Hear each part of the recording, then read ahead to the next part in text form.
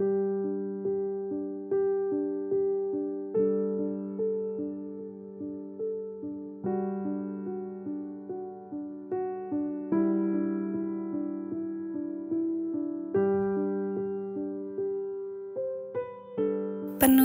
Saat Teduh Gereja Kristen Jakarta, Minggu 21 Juli 2024 dengan tema Yang Terluka Dibalut.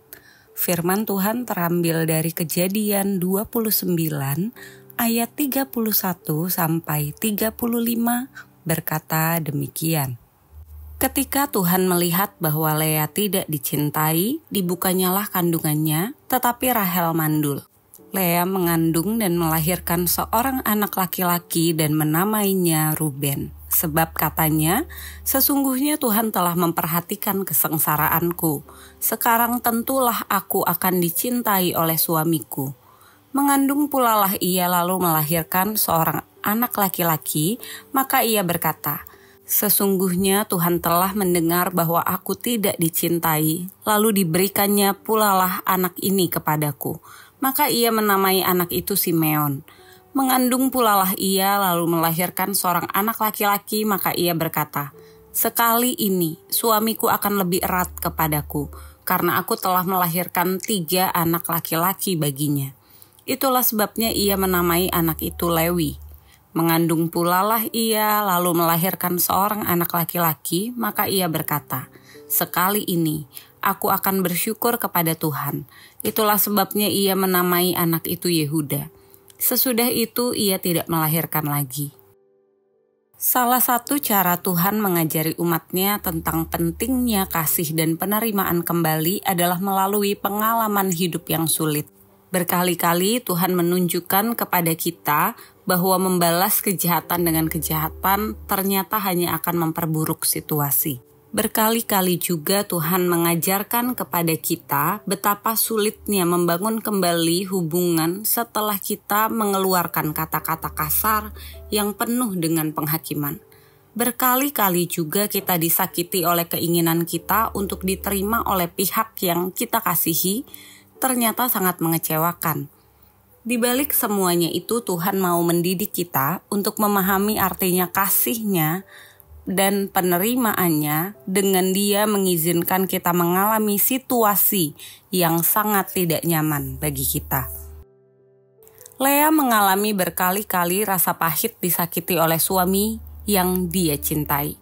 Tertulis dalam nas hari ini bahwa Lea tidak dicintai Yakub suaminya, dan sebaliknya suaminya itu sangat mencintai adik Lea yakni Rahel. Lea sangat pahit oleh situasi itu, kemudian Lea mencoba berkali-kali agar dicintai oleh suaminya dengan melahirkan anak bagi suaminya. Karena menurut tradisi, dengan melahirkan anak akan membawa kebanggaan dan martabat. Lea melahirkan anak pertama dinamai dengan Ruben. Ruben artinya lihatlah seorang putra. Lea ingin Yakub melihat cintanya kepadanya dengan melahirkan seorang putra. Namun Yakub tetap tidak mencintai Lea. Lea melahirkan Simeon. Simeon artinya mendengarkan. Makna nama itu, Tuhan mendengarkan bahwa dia tidak dicintai. Kelahiran anaknya ini tetap tidak membawa perubahan bagi suaminya. Berharap anaknya yang ketiga akan lebih baik, dia melahirkan dan menamai anaknya dengan Lewi yang artinya menyatukan. Tetapi kelahiran Lewi tetap tidak menyatukan Lea dengan suaminya. Harapan Lea untuk dicintai makin membawa semakin pahit.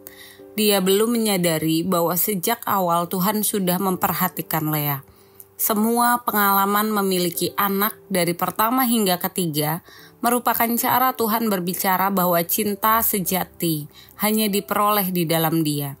Syukurnya setelah melewati pengalaman pahit berkali-kali, dia mulai menyadari kasih sejati dan penerimaan yang sejati dengan kelahiran anak keempat, yaitu Yehuda. Hati Lea berubah setelah kelahiran anak keempat ini. Yehuda artinya pujian kepada Allah.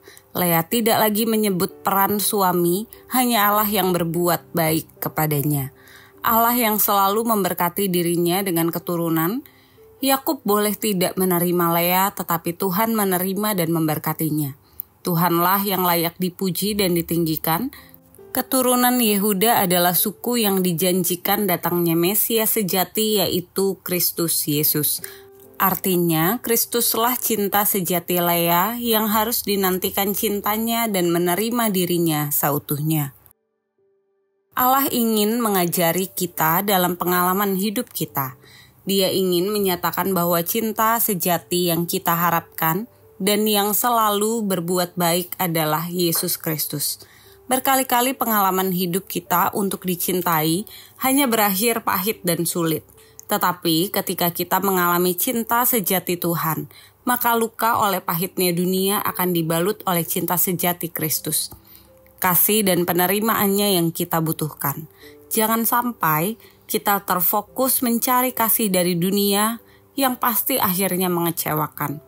Tetapi kita harus selalu mengingat cinta kasih Kristus dan mengalaminya, sehingga luka pahit kita dapat disembuhkan. Dan hidup kita mengalami kebaikan kasih-Nya di balik perjalanan hidup yang tidak mudah. Berkali-kali dunia menawarkan cinta, tapi selalu melukai. Dan berkali-kali pula Kristus yang membalut luka kita dengan cintanya yang sejati.